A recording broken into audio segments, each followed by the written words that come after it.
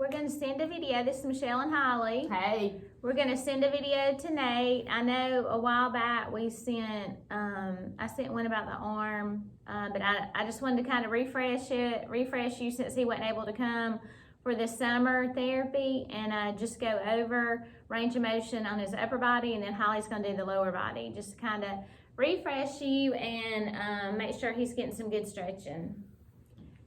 Okay, so we're going to assume that he's going to be laying down either in the bed or on the couch, and he can just sit beside him.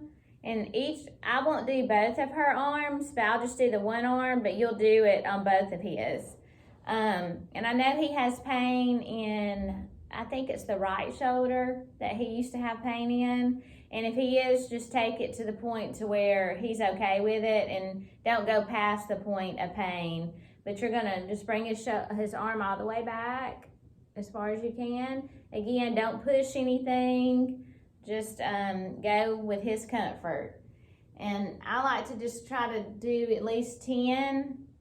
I like to do 30, but you do 10 and then break, and then 10 more, and then break, and then 10 more. So you're gonna go back just like that, and then you go out to the side with his thumb pointing up, out to the side like this, up by his head. Range of motion. You probably have to support him, and he may not I haven't seen Nate in I think it's been about a year and a half, right? Probably in March. Yeah. So I don't know how his arms are, how tight he's gotten, but just, go to his comfort level. And then you can bend, just give him good support. Bend him at the elbow, straighten it back out, bend, and straighten. So you start with the shoulder. You think of all the ways the shoulder can bend, and then the elbow, straightening and bending, and then go to the wrist.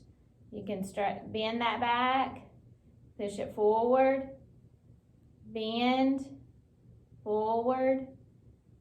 And if he's tight, you can give it a good hold. Just kind of stretch and hold it. And then just move it slow. Don't move it too fast, just slow movements. And then you can do his fingers, and he can probably, I know when we saw him, he could do a lot of this on his own. So whatever he can do on his own, let him do it. So he can make a fist, open his fingers, open and close.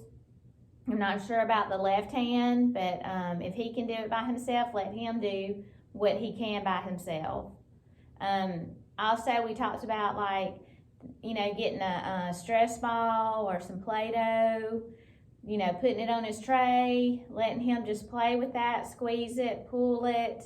Anything he can do, feed himself, all the things he can do by himself, or at least give an effort, before you help him. But just encourage him to keep going with the muscles and his strength and all. But really, that's it for the upper body. Just give him a good stretch. You can hold it, and just give him a good stretch.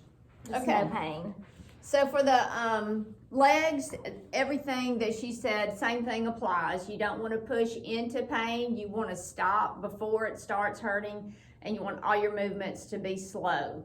So when you're going in one direction, he can be your guy to say, you can say, let me know when it starts getting tight or getting uncomfortable, and then you can quickly stop if you're doing a slow motion. We're going to start at the hip with working on the hip. I want you to bend the knee and just start right here, and you're taking it as far in as you can go and then out. And again, he's not going to be able to go through this kind of full range, but whatever he can go through. And supporting at his knee so that when the leg comes down, it just doesn't bottom out. And it doesn't go side to side either. So just a slow movement there. You can transition from that once you get it bent into trying to straighten the leg out. So it's going to be stretching the hamstrings. And I know he's tight there, so he is not going to be able to get to where Michelle's getting, even if it's to right here. and that's where he's tight, that's fine. Then just go through the range that he has, again, supporting at the knee, not letting the other part of the body move. The next one is to rotate the foot, the lower part of the leg in and then out. So the knee is staying in the same spot, and you're just moving the lower leg, almost swinging it side to side. And again, just a real slow movement, and let pain be your guide. You want to stay in a pain-free zone. All right, the next one, we're going to work down to the feet. And there's a few things that you can do with the feet, and he is very tight here, so you're going to have a limited range to work in. But the first one is just bringing it back, like toes going toward the knee. But you're really pushing really more at the ball of the foot, and the best actual way to push is to grab the back of the heel, let the bottom of the foot rest on your forearm, and pull down at the heel as you press your forearm against the bottom of the foot. That's really the best way to do that one. Sometimes that's kind of hard to hold on to, especially if they have limited range. So another way to do that is with one hand, hold the back of the heel. The other hand, hold the bottom of the foot, not the toes, but the bottom of the foot. Pull down with the hand at the heel and press toward the knee with the hand that's at the bottom of the foot, like that. And again, like Michelle said, when there's tightness, you can always do a little hold with these, and then let it go through the range. All right, so another one at the ankle, because he is really tight at his ankles, is just making a circle. So you're holding right above the ankle to stabilize and not let it move. And I've just taken the forefoot, the ball of the foot, and I'm making a circle with it. You can go in one direction clockwise and then change it and do counterclockwise also. And these, you know, sometimes it just feels good to them to move through the motion. It doesn't have to be a huge stretch, again, pain-free, but just to have some movement in that joint. And like Michelle said, any movement that he can do by himself is, of course, what you want to encourage. And there wasn't a lot of movement he was having with his legs because your legs are heavier, so it's harder to move them. So most of this would probably be passive, you doing it.